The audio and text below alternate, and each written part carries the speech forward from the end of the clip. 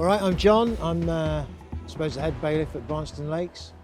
I've been here for 6 years now, and this last couple of weeks we've been getting to grips with the day lake behind us, which was 8 acres, which is now a bit more. It's been one of those things we've wanted to do for some time. There's been a lot of silver fishing here, a lot of snags and obstacles for anglers to fish around. But yeah, we've got to grips with it by first of all draining the lake, which meant getting a huge 6-inch 24-hour diesel pump, connecting it up and pumping it from our day lake across to the syndicate lake and out through the sluice gates. Obviously at that time when we first started, it was the time of year where we had absolutely tons of rain, so we were fighting against the elements, and but we managed to get it done, and we've got it down a good 4 or 5 foot.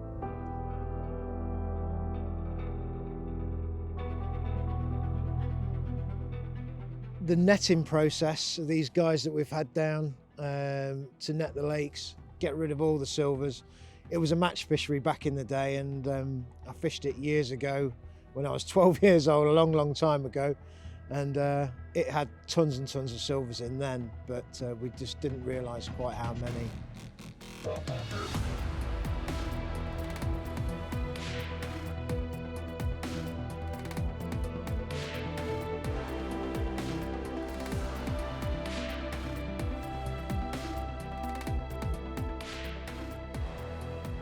We've netted it today and taken out, I don't know, sort of 2-3 IBCs full, so I'd say a good 3 ton.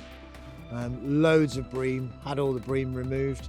All the carp, up to 36 pound, have been returned back, as have the pike, and a few tench.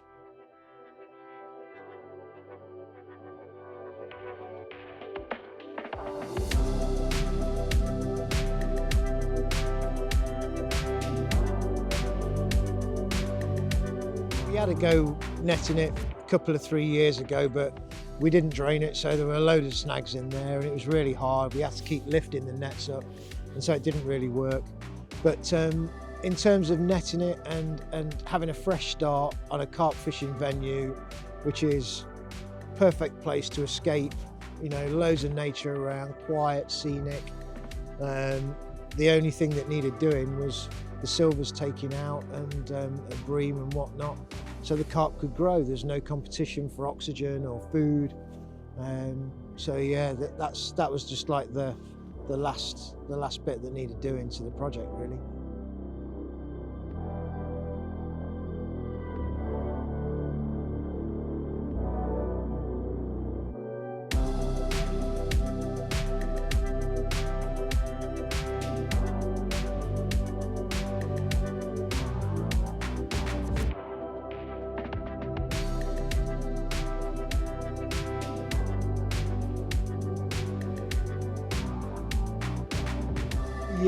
Yeah, there's some big pike. It's been one of those waters that over the winter people have had sort of 11 fish in the morning, average fish 15-16 pound, but after the netting there's been a couple that looked about mid-20s, so nice fish to go at, but a lot of jacks, a lot of pike.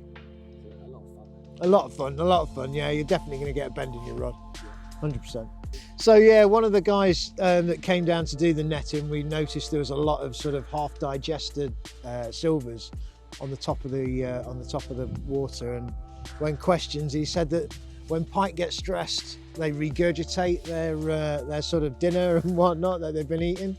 It just showed that there was a lot of pike in the nets by the amount of fish that were coughed up along the top. Nice subject.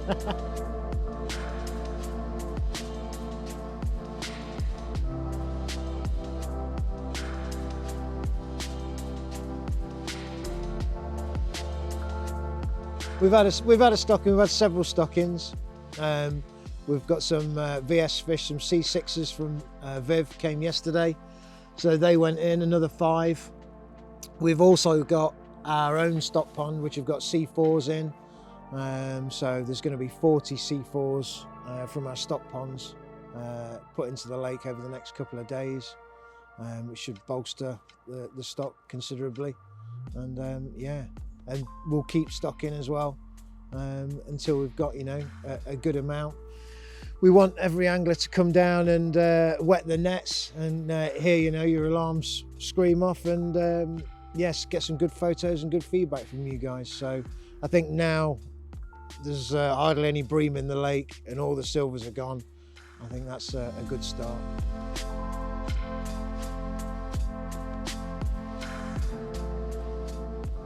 A few surprises in the amount of deeper areas that we thought. So the shallow areas at the bottom, the reedy end, north end of the lake that we thought were, you know, 2.5 foot, sort of 3 foot, were actually 4.5 feet deep. So yeah, some surprising features, like the snaggy bar was longer than we thought, undercut banks where the carp had been like burrowing into the sides, and some really nice bits and bobs that we've come across. And then getting a digger in, 15-ton digger, to excavate the Norfolk reeds that had sort of taken over at the far end. Yeah, we wanted them gone. There was no real point to them. There's still a good section of reeds for wildlife and whatnot, but it was a big fishable area. So for peg 12 right at the end, it means you can cast sort of, I don't know, 40, 45, 50 yards down into the new area, which would be on the end of a southwesterly. So on a warm wind, on a reedy bank, that's, you know, that's the swim to go for, really. Yeah, a lot of silt has been cleared out of there, so there'll still be a lot of naturals, bloodworm, shrimp, and all the rest of it that's squirming about there. So it's a good place to fish. The island, the snaggy island, has always been one of those things where you cringe when people cast towards it, when they clip up, and you know, you want people to fish near it because the fish obviously hug the snags. That's where they're going to hold up. They're safe there. But as soon as your bait was picked up, they'd be in those snags within seconds, and it had to go. So we've had the 15-tonner on there, cleared all the branches and the snags, bundled them up on top of the island, and then we'll be covering that with topsoil and wildflowers, planting reeds all around the side of it, and generally making it something nice to look at rather than a mound of dead trees. Luckily, we didn't find any tethered fish when we drained it back. So yeah, nice one. So yeah, the channel, the bay, that was just unfishable. You couldn't get in it, but we wanted to open that up and make it a little sort of, not a safe area, but a little stalking area. So from peg 14, you can get a rod in there. It's going to be about 5 foot deep. Definitely somewhere where the fish will sort of get up out the wind and hold up. So yeah, another little stalking opportunity, or yeah, an extra edge to peg 14, somewhere you can stick a snide rod down the side. Surprises wise, just from the netting, the amount of bream that were in the lake. You know, I'd come round in the mornings and I'd talk to anglers, and I'd say, how'd you get on last night? And a couple would say, oh, I got breamed out, mate. And I was surprised, you know, I didn't think there were that many, but after having the net in and having like over 400 bream removed, like good bream up to like 13-pound bream, yeah, that was a nice surprise that they're gone, to be fair. I'm sorry, match anglers, like, but from a carp angling point of view, no, gone, definitely.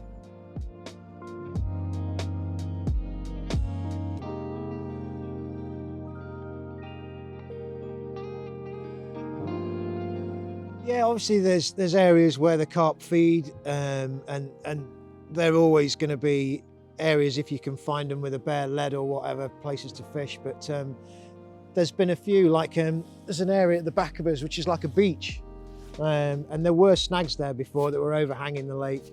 And I'd say to anglers, if you can get 3 foot off there and good spot sort of thing, because there've been fish out there before.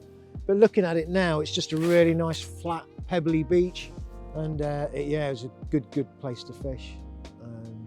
Carp holes, there's a few knocking around where they continually feed One was in the centre of the island, you know, where the sanctuary was. They haven't got that now, so they're going to be on your bait and not holding up in the island, which is a good thing. There's one now.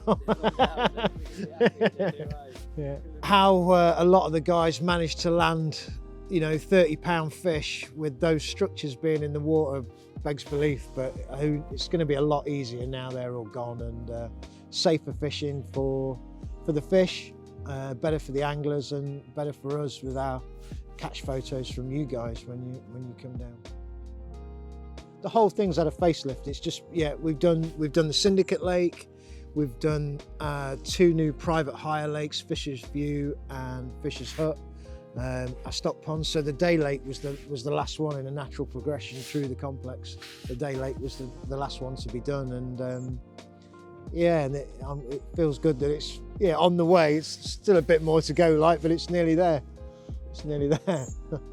It's just worlds apart now from what it was before. I think you'll all be really, really pleasantly surprised when you come down in well, whether it's February, March or whatever, but there's been huge amounts of work done. The snag's all gone, the fish removed, and it's just a completely different venue.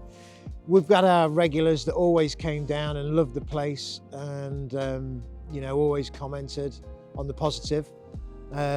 So I should think the whole load of you now are going to be bowled over, and yeah, hope it's one of your #1 choice venues for the Midlands.